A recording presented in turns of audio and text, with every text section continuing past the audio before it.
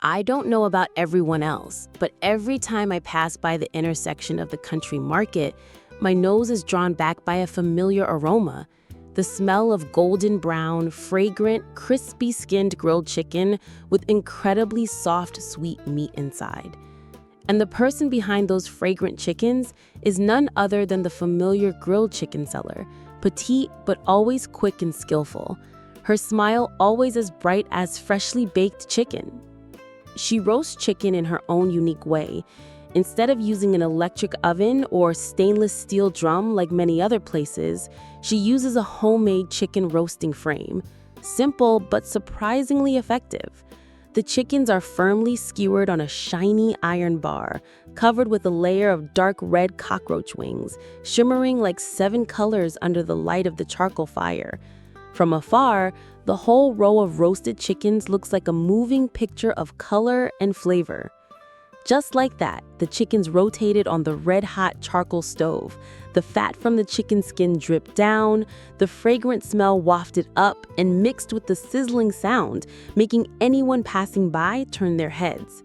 She rotated the chicken very skillfully, her hands never resting, and every now and then using a brush to spread a mixture of spices on the chicken body. Honey, butter, minced garlic, adding a little lemon juice to enhance the aroma. Thanks to that sauce, when the chicken was cooked, the chicken skin had a very even color. Golden yellow, shiny, the skin seemed to be dyed with the characteristic cockroach brown color, both beautiful and visually stimulating.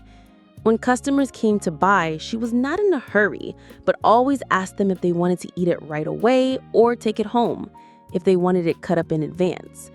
If the customer nodded, she would take the hot chicken from the stove, put it on a cutting board, then use a sharp knife to cut it into bite-sized pieces. Each piece is well prepared, neatly arranged in a brown paper box lined with oil-absorbing paper.